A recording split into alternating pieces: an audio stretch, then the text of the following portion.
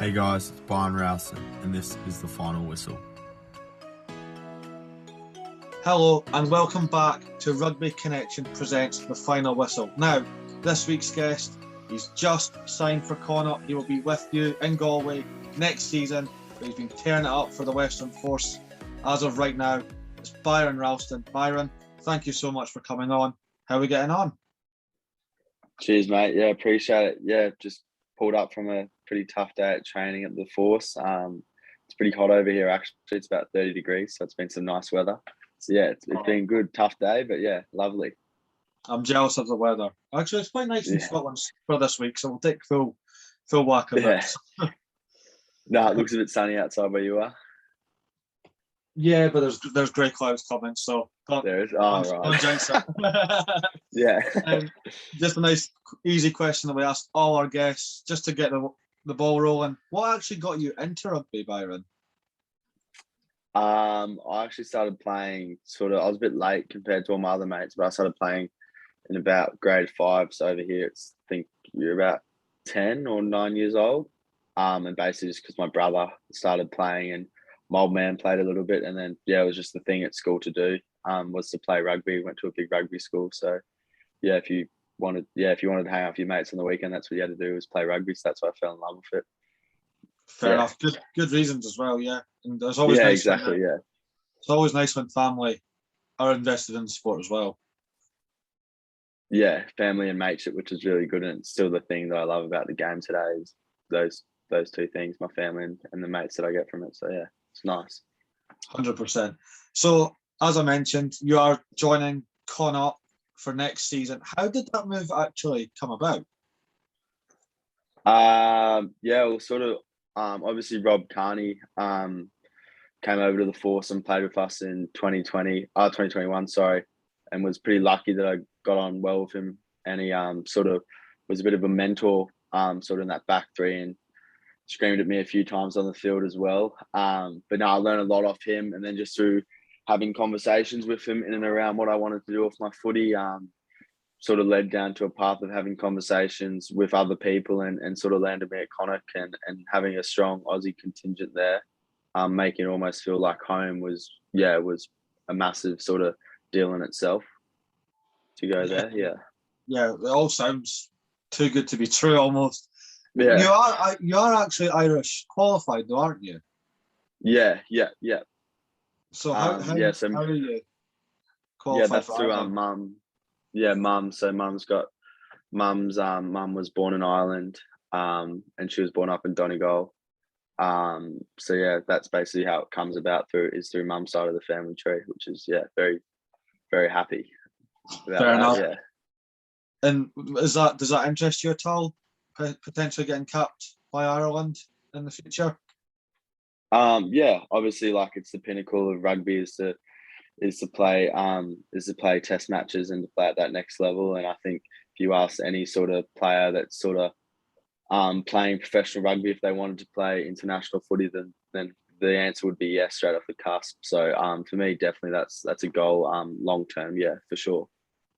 Yeah, I mean, you've kind of already dabbled in international rugby, sort of. You played for the under-20s for the Wallabies. How was that experience? Yeah, played a bit of junior Wallabies, which is good. I met a lot of good boys through that, and had a lot of mates in that comp. Unfortunately, didn't get to go over and play in the World Cup, but even playing in the Oceania tournament against the likes of New Zealand, Fiji and stuff, that was really, really cool. And just to see how the next level operates in a sense of playing lads from international footy. But yeah, I guess even in a sense at the Force, we're quite, especially last year, we were quite a barbarians team in the fact that we had a lot of RGs, Kiwis, Rob being Irish, come over, and they're all being quality test match players. You certainly notice a lift that it brings in training, and just seeing how they operate in and around the training facility and what they do on their days off and stuff like that to make themselves better is, it's awesome to be able to experience that in itself as well.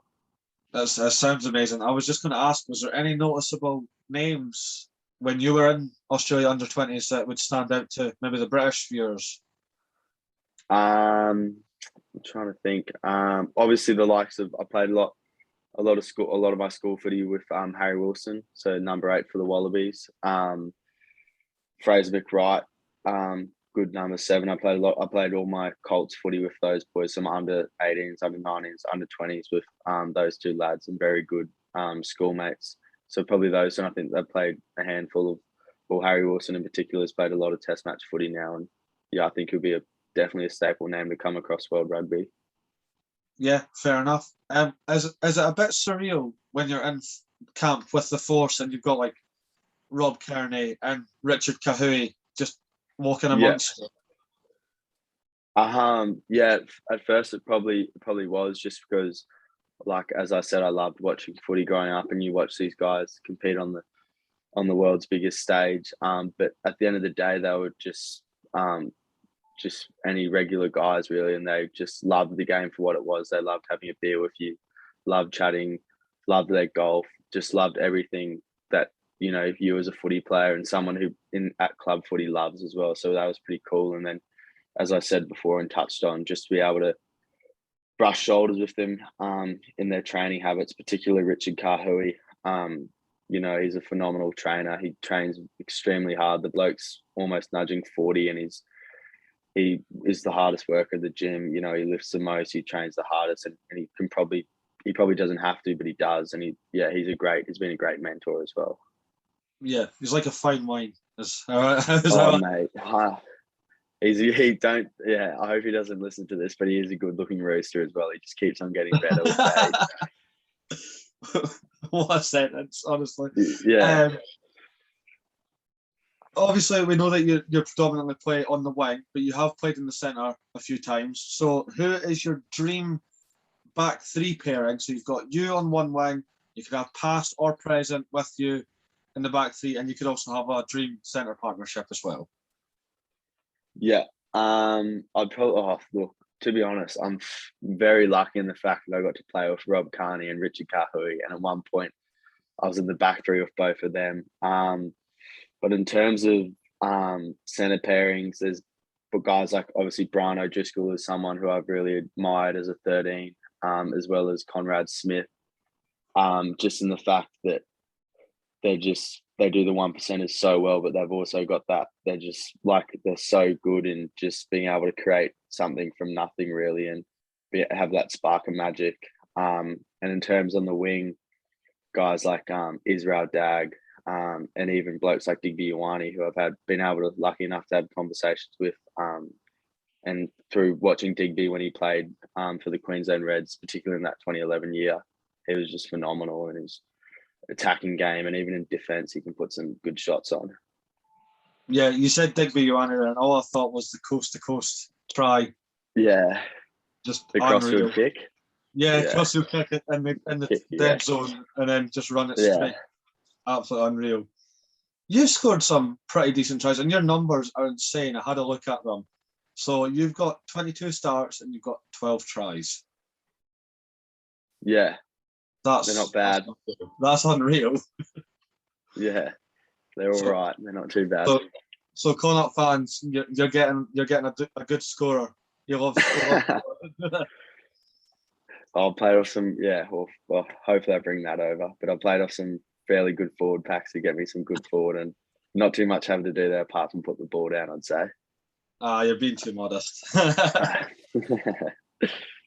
We have had a previous an Aussie on, that joined Connacht and has turned it up since, and it's Mac Hanson. So how excited are you to be potentially paired with Mac? Yeah, mate. Obviously, watching him from afar and all the success he's had, it's so good to see.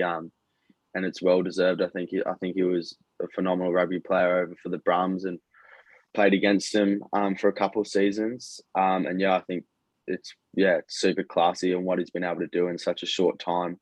And personally, there's a few Brumbies boys that have come over from the Force, and you know, the words that they've said of him is that he's a really good bloke. And from what I've heard, he's a great man. I'm sure we'll get along. And yeah, I'm super excited to go over and link up there with him and have a pint of Guinness. And hopefully we get on the rugby field at the same time. I can get into a spot there. But it's going to be a great experience to go over there and play alongside him for sure. Yeah, absolutely. I mean, Do you like Guinness? Have you ever had Guinness yet? Or Yeah, well, fair. I've actually met a few Irish people. I live with an Irishman as well. So I know a few Irish. I've got a few Irish people over here in Perth. There's actually a fair few. There's a big Irish contingent over here. So yeah, I've had my fair few pints of Guinness, but they always say it's best poured back there. So I'll have to try it back there for sure. yeah, I still need to try it in Ireland. I've never been across to Ireland as of yet, so maybe one day. Maybe we'll see you. One day, yeah, Maybe mate. You'll have to come why over. not? Yeah. Right, so now we're going into the quick fire round, and it's to more get to know the man away from rugby. Yeah. So, favorite pizza topping? Favorite pizza topping? Yeah. Yeah. I'd probably just be a jam-packed meat, I reckon. No, nothing in particular, but a bit of barbecue sauce on there as well. Yeah. Sounds nice. Favorite post-match beer? Favorite post-match beer? Geez, the Force is sponsored by a few interesting ones. I don't know if I'd name any of them, but probably like 4X Gold or something. It's a good Queensland beer, or a Great Northern. Yeah, they're great. Yeah, good Queensland beers. But playing in WA, I'd have to say maybe a Swan Draft, Swanee D is what they call them over here. Fair enough. Fair enough. Favorite song? Favorite song? Probably Daryl Braithwaite, Horses. That's one of the ones I listen to coming in on the bus onto the game. Yeah, just get me relaxed. Just Right. good song and all, I reckon. Strength and conditioning or cardio?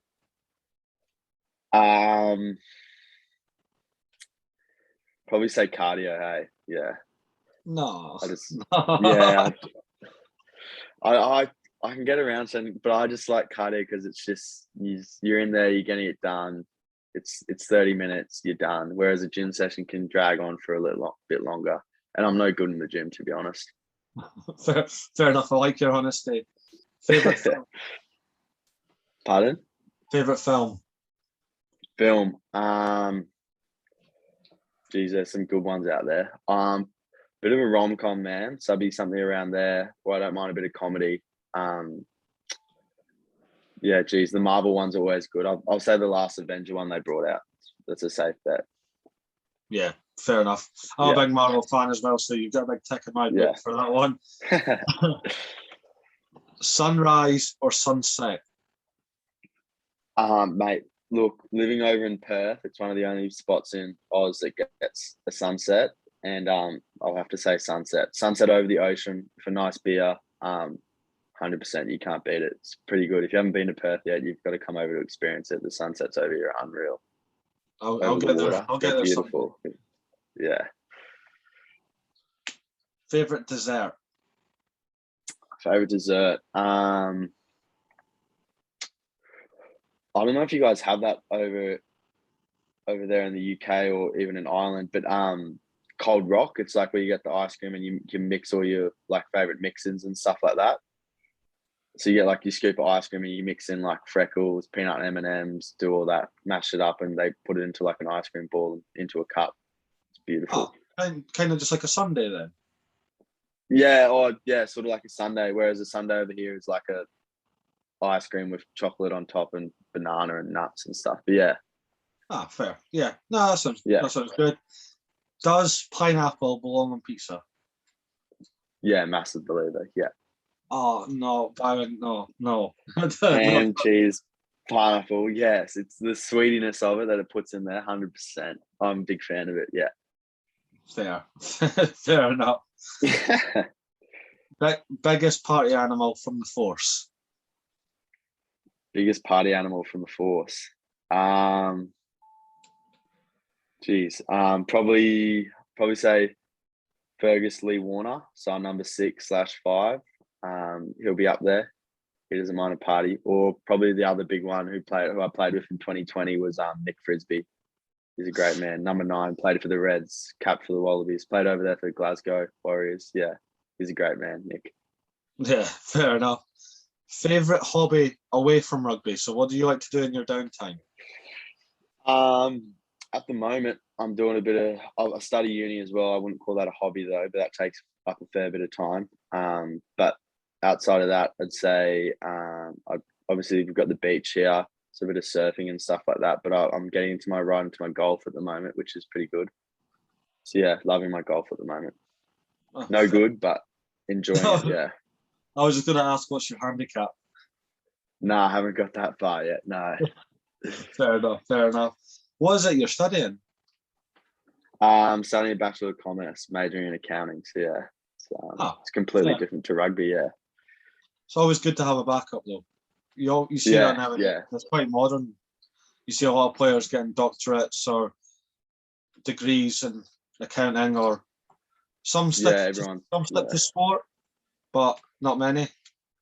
Yeah, I think it's a big thing that's getting pushed. Especially, I don't know what it's like over there, but in Australia, it's particularly that it's really getting pushed by clubs to study something outside of rugby in particular. Yeah. I don't know if it's getting pushed, but it kind of just comes about that, like, as soon as a player's retired, they either go into like commentary or punditry or coaching, or just fall off the face of the earth, which is a strange one. Yeah, it is. Yeah. So, who is your biggest inspiration and why? It doesn't have to be rugby. You could have a rugby one or just a general life one as well. Yeah, well, I'll give you two. I'll go, biggest inspiration is my family. So probably mum and dad. They're my biggest inspirations. And then probably in rugby, the person who probably turned me from just wanting to be a part of rugby to showing me the ways and what it is to be a professional and everything that comes with it was probably Anthony Fainga. The Reds 13, Wallabies 13, 12. Yeah, I was pretty special that my dad had a good relationship with him when I was young, and I got to do a lot of sessions with him and just chill out with him when I was probably 15 through to 17. So I spent a lot of time with him. So yeah, I owe a lot to what he showed me and how he went about his day and stuff like that, and how he went about his training. So yeah, probably it'd be those three, and yeah. Yeah, good answers. What is your favourite try that you've scored so far? Favourite try. It'd probably be round 2 in 2020 when the Force got back into the comp, and it was at Suncorp. So I was in front of all my family, my friends. First time I'd played there at Suncorp. So yeah, that was good. It would probably be the intercept, so the runaway just before half time. That was probably up there.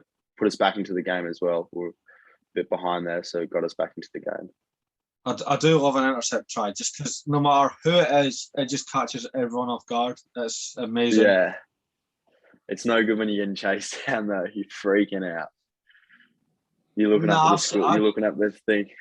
I've seen your I've seen the interception try. No one was touching you. Yeah. Nah, yeah. It's just in general, if you catch it, you just don't want anyone to touch you, and you're just looking up at that screen, and you're like, how far away are they? Once you're in the clear, though, it's smooth sailing. It's very good to everyone. You know, everyone's watching you, so it's good. Yeah. Would you ever dabble in the world of sevens? In the world of sevens, to be fair, I played a bit when I was at school and just leaving school, but I think there's probably too much for me to do. I reckon it's way too much within 14 minutes for me to wrap my head around. I reckon. I feel like that the game now is transitioning in sevens, is that you've got to be part of it full time. It's pretty hard to transition from 15s to the sevens. But yeah, like what those blokes can do and output, and especially I've seen mates with a few of them that have been through it. Yeah, looks bloody hard. Yeah, I mean, if you're saying no to it, I'm definitely not touching it. Oh, mate, especially when you've got to wait around. You play about 2 games a day and they're 14-minute longs, and you're sitting around in the change room for 5 hours. That's the thing people don't realise. You go out there, play the 14 minutes, sit around for 3 hours, and you got to go out and do it again. You're hot, down to cold, back up to hot. Oh, no, I can't do it. No, run hot and then come off, and then that's it. Yeah, that's it. Yeah. Do the 80 and then just have an 80, have a beer, and you're done. Yeah. Absolutely. Would you rather score So regardless where it is, you're guaranteed to win if you get it. Would you rather score right underneath the sticks or dive for the corner? No, I'd be underneath the sticks. Like, that's just nice to get up there. But underneath the sticks. But yeah, something I've always, Richard Kahui told me this. This is actually a good little story. Can't put the ball down with one hand. Always got to dive in with it tucked under your wing. Can't be knocking the ball on, anything like that. Just he got when he scored his first All Blacks try. Probably not a story for me to tell. Probably more from him. But he told it to me, so I reckon it's play on. But because he related on to me after my try against the Reds, I put a ball down with one hand. But he said his All Blacks coach pulled him up after the game and he said, "Oh, how do you reckon you played?" And he said, "Oh, yeah." He had a blinder. He was playing 13. He had an absolute cracker on his first test. He scored a try and he said, "How do you reckon you played?" He said, "Yeah, I thought I played pretty well." And he's like, "Yeah, well, what was the score if you try?" And he said, "Oh, well, I scored." He's like, "How'd you score?" I said, "Oh, put it down with one hand." He's like, "If you ever want to play for the All Blacks again, you'll make sure you put that down with two hands or you dive over the line with it tucked under the wing." Jeez. So when he told me that, I was like, "Yeah, righto. If it's good enough for an All Black, it's good enough for me." Exactly. Yeah, simple thing. Two hands on the ball is what I always get shouted at. Yeah. Is there any aims for you personally for the remainder of the season in the Southern Hemisphere, or even just in your career in general? Probably just start off with Super Rugby. The moment is just to continue contributing to the force. We've been a bit patchy this year with our performances. We've narrowly missed out on a couple of games, but I think heading into these next two in particular, versing the Rebels and then in the Waratahs at home in front of our fan base, it'd be great to be able to put strong performances out against them and make it into the finals. I think that's a big goal for the team and for myself, is to be able to continue contributing to that. And then secondly is once getting over Connacht and Ireland, is to contribute over there. Obviously get my first cap there, and then long term has always been to be able to play test match footy. So yeah, so the forefront, or in the back of my mind, I should say. But at the forefront is just trying to put out a good performance for the force week in, week out, and play my best rugby, I suppose. Yeah, no, that's all fair. It's funny that you want to play like international rugby, because we've started like weirdly predicting the future on this show.